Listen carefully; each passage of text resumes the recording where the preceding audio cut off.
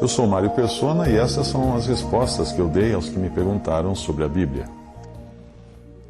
Você escreveu perguntando o que eu penso dos judeus. Os judeus, que nós hoje chamamos judeus, são, na sua maior parte, descendentes das duas últimas tribos de Israel, Judá e Benjamim, as que restaram após as outras 10 tribos terem sido dispersas entre as nações há muitos séculos atrás. Agora eu vou deixar você com a pulga atrás da orelha. Você sabia que os israelitas são o pior povo que já existiu? Calma. Eu não sou antissemita ou antijudeu, nada disso. Aliás, eu creio que Israel é o povo escolhido por Deus. Mas acompanhe o meu raciocínio. Em várias partes do Antigo Testamento, Deus diz que escolheu o menor de todos os povos, um que nem era povo. Jacó lutou com Deus e saiu mancando. Era um homem teimoso em extremo, e dele vêm as tribos de Israel, com os seus irmãos se degladiando e vendendo até um deles, José, que foi vendido ao Egito. Quem lê o Antigo Testamento fica abismado. Como é que os judeus puderam permitir que se publicassem todos os podres do seu próprio povo? Ali não fica nada escondido no Antigo Testamento. E sabe o que eu acho? Que essa é uma das grandes provas de que a palavra de Deus, o Antigo Testamento também é a palavra de Deus e não é apenas uma história dos hebreus. Porque a história nós alteramos, nós escondemos os podres, nós falamos bem dos personagens. Mas ali todo mundo tem alguma culpa no cartório. E se fosse simplesmente história dos judeus, eles teriam escondido muita coisa, maquiado muita coisa. Veja a história do Brasil, como é que é.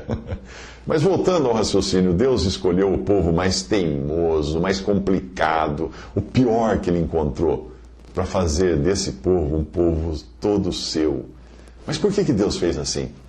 Para que toda a glória ficasse com Deus. Porque se Deus tivesse escolhido um povo que só tirasse nota 10 nas provas, a glória ficaria com o povo. Se você lembrar da história de Israel, você verá que eles sempre se meteram em encrencas enormes e sempre foram milagrosamente libertados por Deus. A passagem pelo mar aberto, aquele Davizinho, pequeno Davi, derrotando um gigante, muralhas caindo de Jericó, sempre alguém cuidando de um povo que se comportava como uma criança de 2 anos. E hoje?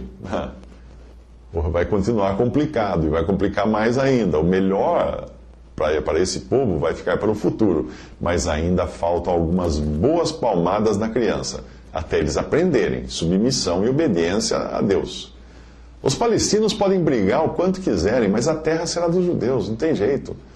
Depois dos israelitas, porque as 10 tribos perdidas serão achadas no final, e você escreveu se identificando como judeu, você deve ser de Judá ou Benjamim, que os judeus de hoje são dessas 2 tribos.